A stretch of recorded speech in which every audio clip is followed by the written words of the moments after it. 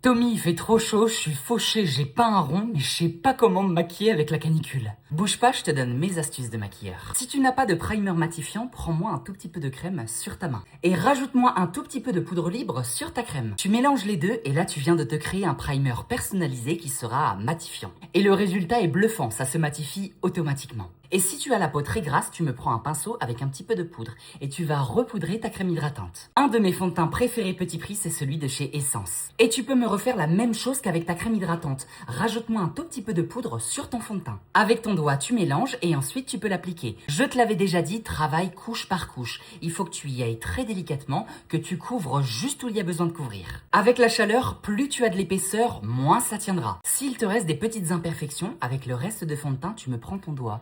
Et tu as ce que tu vas faire, tu vas tapoter très délicatement sur tes imperfections. Avant de poudrer ton teint, tu me prends un Kleenex que tu divises en deux. Tu le replies et tu vas absorber un petit peu le gras du fond de teint. Tu vois, tout ce que je suis en train d'absorber, c'est exactement ce qui t'aurait fait briller. Pour l'anti-cerne, prends-moi des textures assez légères. Et tu vas me le mettre au niveau du coin interne et un tout petit peu au niveau du coin externe. Anti-cerne Maybelline, rapport qualité-prix, imbattable. Pour la poudre, fais très attention. J'en prends très délicatement et tu vois ce que je fais? Je vais pas balayer, je vais presser avec mon pinceau sur mes zones sébacées. Ce qui va permettre de faire fusionner le fond de teint avec la poudre et d'avoir une meilleure matité. Bien sûr, si tu n'as pas la peau mature, tu peux utiliser une petite houppette. Quand il fait chaud, évite les textures crème, ça te fera briller beaucoup trop vite. Je te conseille beaucoup plus des textures poudre. Et tu vois ce que je vais faire? Je vais mélanger un petit peu de mon bronzer avec un petit peu de mon blush. Le but, c'est d'avoir une terracotta personnalisée.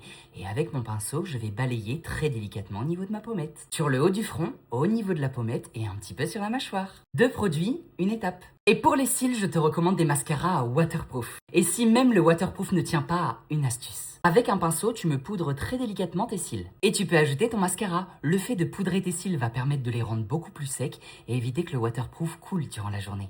Pour les lèvres, pars sur des textures très confortables. Ceux-là viennent de chez Bourjois et ce que j'adore, c'est que une fois que tu les enlèves, tu gardes quand même cette couleur hyper naturelle et ça bougera pas de la journée. Pour terminer ton maquillage, n'oublie pas de le fixer correctement. Le meilleur rapport qualité-prix restera celui de chez L'Oréal. Et là, on peut faire le test make-up bien appliqué qui ne bougera pas de la journée. Et c'est pas parce que t'es fauché que tu peux pas être une beauté.